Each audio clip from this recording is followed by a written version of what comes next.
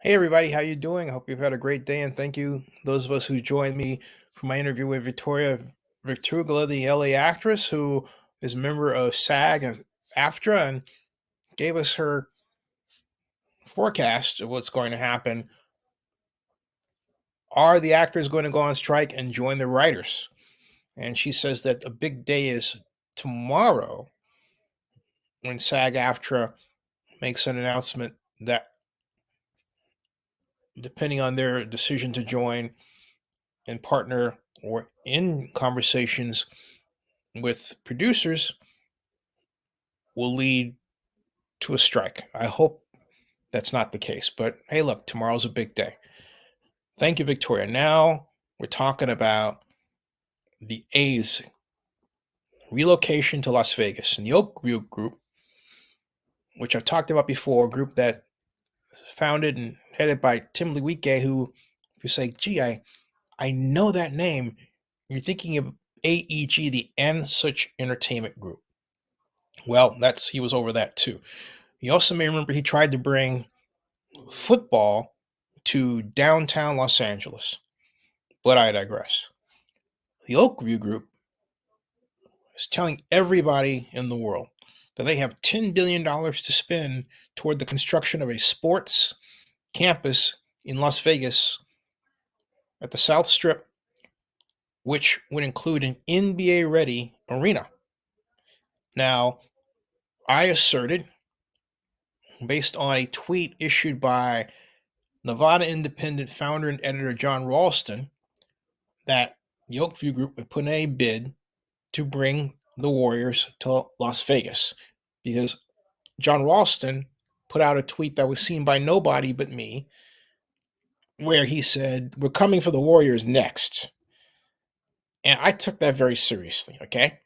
Very seriously. Think about it. The Oakview Group is said to want either an NBA expansion team or an existing NBA team, which means what? Which means relocation. So the Warriors are very much within their sights.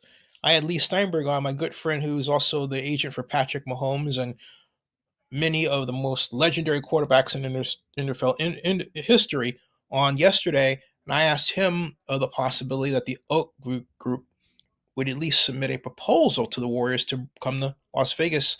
I said, "Do you see that as possible?" And he said, "Yes," without equivocation. Yes. Okay. Now, the reason to do this is not just because they're the Warriors, but because you have a $10 billion private placement bond issue out there, or at least being structured as we speak, that they're going to have to pay off. $10 billion is a lot of money. When you go out and you say you've got 10 billion, that means you've got it. Otherwise, if you don't have it, you're going to look like fools, both to yourself and to those who are depending on you having that. You don't want to be sued for fraud. That's a bad thing to do. So let's say the Oak Group does indeed have $10 billion. I take them at their word for it. That's a ton of money. That's five times what it costs to build Chase Center with the Warriors. Okay?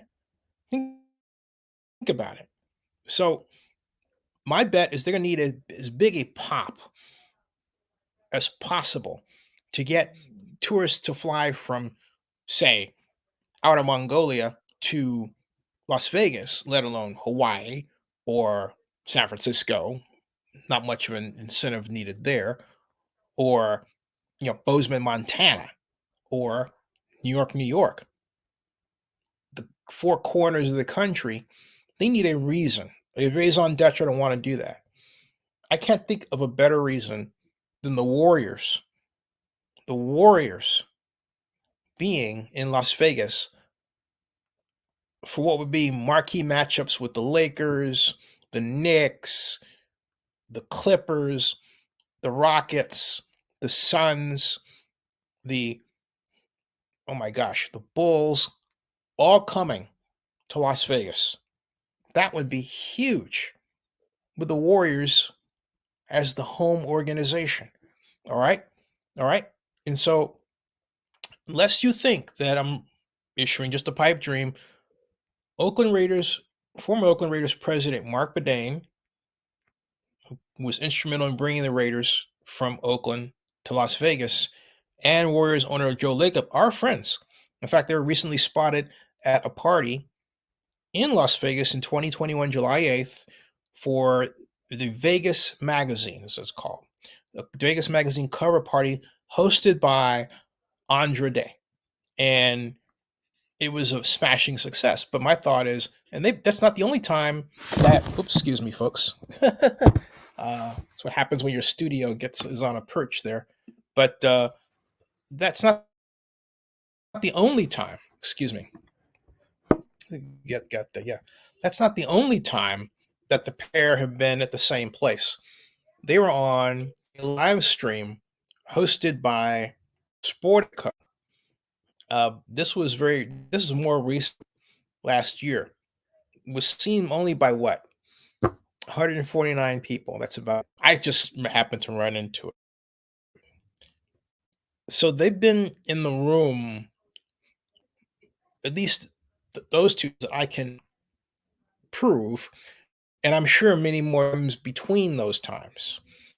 My point is, Marc Badain of the Raiders is now vice president group and works with Tim Leiweke. And I believe that he is working. I believe he is working clearly and consistently on a project as I talk to you about it.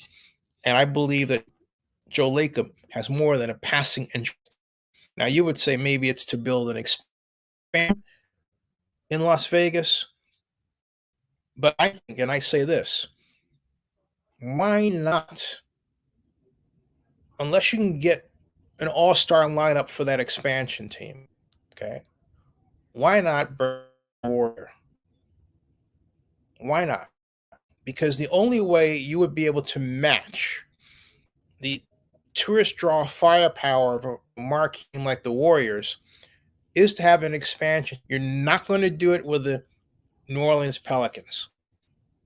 Who cares?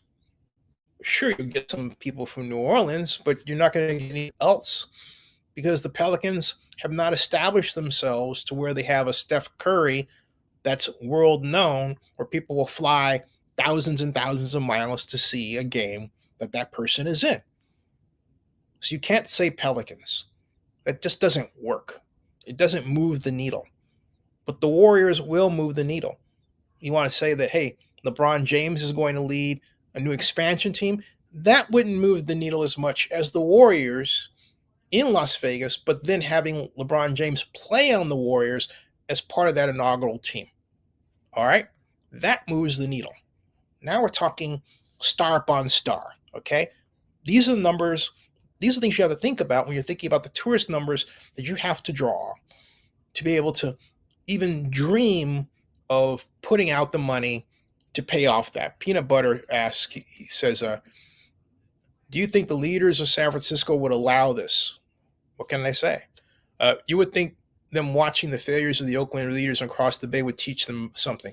Except here's the problem. They don't own the stadium. All right? And that's why I object to this idea that the government should not be involved in investment in sports organizations, because ultimately you have little control over what they do. You have ultimately little say. You can say, well, hey, we built this transportation system for you, but you didn't even help build the stadium. You had a little bit of help, right? Maybe like 40 million, okay? 90 million if you want to push it, but that's about it, okay? And so what do you have? It's not like Allegiant Stadium, which actually is owned by Clark County. So if the Raiders move, they can't, they have the revenue, all right, but they cannot sell the facility and pocket that money. They can't do that, all right. They have the revenue, which helps with their franchise value as long as they are there. You understand? But the minute they talk about moving, okay, that's lost because there's no guarantee you're going to replicate that fiscal performance someplace else. The government is the vessel for the Raiders' fiscal success, just as the government is the vessel for the Dallas Cowboys' fiscal success in Arlington, and so on when you choose to use that model. But remember, government has a say. Okay, so uh, has a say. Now, as I continue with this, the here's the other thing you have to consider. All right, and that I understand that some of you are really downright angry. I think Deanville 334 wrote, "Warriors have a new arena. NBA wouldn't approve a move. Vegas is dreaming. Joe Lacob is not like Mark Davis and John Fisher." Okay, let's kind of work backward with that. Did you ever think that we would see the A's in this position? But they are, and there's a reason for that. Did you ever think that we would see the Raiders in the position we're in? No, because the assumption has been made that, oh, they will never consider moving. And a lot of Oakland elected officials made the mistake of thinking that as long as they had no way of moving or no out, that there was nothing that needed to be done in terms of paying for the timely improvement of the facilities that they were using. Au contraire. In fact, their bad behavior, I argue, formed the gantry for the departure of the Raiders from Oakland. I'm not justifying what the Raiders did at the time because I believe it was a breach of contract that we should have sued them on and got money for. I was never a name and colors person because you can't legally work that out. What happened in Cleveland wasn't a judge ordering it. It was an agreement. Okay. So it almost went to court, but it didn't happen. All right. So, so then you've got 180 DAV, I guess Dave, writing, laugh out loud, comparing leaving Oakland to San Francisco as the same as San Francisco to Vegas. The difference is about 600 miles. The most valuable franchise in the NBA with a brand new arena isn't leaving for Las Vegas or anywhere. Oh, well, what about if they were cashed out for 2.5 billion? Right? You get 2.5 billion for relocating. So there goes the money you spent for the stadium. You have to worry about that. You come into a stadium that's NBA ready, you're good to go. There is nothing to stop that kind of proposal. Nothing. Because you would say, what's the handicap of being where they are? I will tell you, there's no gambling. California consistently has rejected sports gambling. Nevada is the center for sports gambling. That's an additional estimated $40 million in the pockets of the Warriors, the Raiders, and the A's apiece. Okay, 120 million that all of those former Oakland teams, think about it, former Oakland teams would enjoy. Okay, think about it. Think about it. Think about it. All right. So that's the big problem. And then we've got Keith Willis, 3761 got it. He said, unlike the A's, the Warriors don't have to say anything until the venue is built. Talking about in Las Vegas. If they move, they can do it overnight.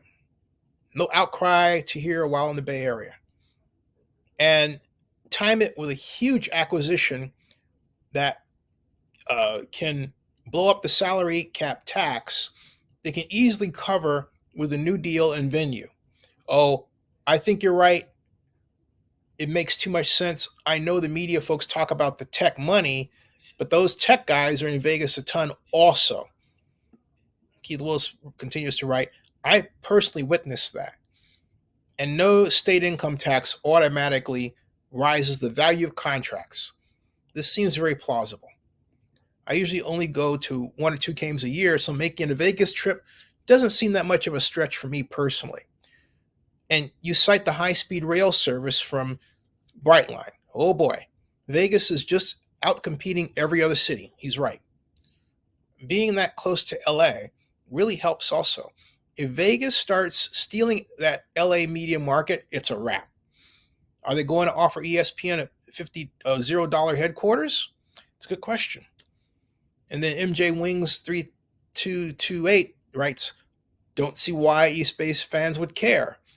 The Dubs already left Oakland. Does any take would be something Lacob would consider, even if he says blank no in public? That's a lot of money, etc., and opportunity. So there's the responses of some of them I've got. Now, Peter Butter adds, I could see them moving the Bay Area is going down. I could see them moving, Peter Butter writes. The Bay Area is going downhill. Chase Center is about to lose some of its value, considering San Fran commercial real estate is selling for 50% off. And Peanut Butter Hero adds, LeBron is supposed to have the expansion franchise in Vegas, but I can see the man wanting Vegas to himself. Yeah, I can see. Well, here's the thing. I don't know that LeBron singularly carries enough weight to drag a $10 billion bond issue that has to be paid off. But does he carry enough weight to be on a Warriors organization that comes to Vegas to play? And the answer is yeah. Imagine the Warriors with Steph Curry and LeBron. Now, by the time they get there, yeah, you're going to say they're going to be a little long on the tooth. I hear you. But not so long on the truth that they stop playing. Okay? Not quite there yet. And they would have enough money to command the relocation of other stars as well. Can you imagine? Let's say that, the 7'4" phenom that was just drafted, by the time the Warriors get to Las Vegas, they can wind up buying him and his services. He may become a Warrior in Las Vegas. I could easily see that. All right? Thinking out ahead. All right? So then Peanut Butter says, LeBron, I got that part, okay? So you see what I'm talking about here. This is all possible. All right? But why does it happen? It's because you've got an area in Las Vegas where instead of, and here's a fundamental difference between what's happening in Las Vegas and Oakland. Do you realize that all of the discussions of ballparks in the future in Oakland have been on public lands, not private? By contrast, the discussions in Vegas have been on private lands where the public steps in and provides necessary assistance to make a deal doable on that particular land. That's government at work. In Oakland, we didn't have that. We had government not working, thinking, as Dan Cal put it to me back in 2017, well, the NFL better hurry up because we're going to sell this land and there won't be any sports here. Well, that never happened. We weren't thinking collectively. I was, in terms of this is a industry, sports, that employs many millions of people. It's a subset of the meetings, incentives, conventions, and entertainment industry, what's called the MICE industry. We don't get that. Watch my interview with Dan Calb, and you can see him, waking up to the idea that that's how things really work. Guess what? A lot of people in a lot of different places in the country have been light years ahead of Oakland. And so it's no wonder that they're eating our lunch for us. Give it some thought. All right, folks. Live long and prosper. I'll be back. Subscribe to Zenny62. Bookmark OaklandNewsNowBlog.com, Zenny62.com, and our other Zenny62 network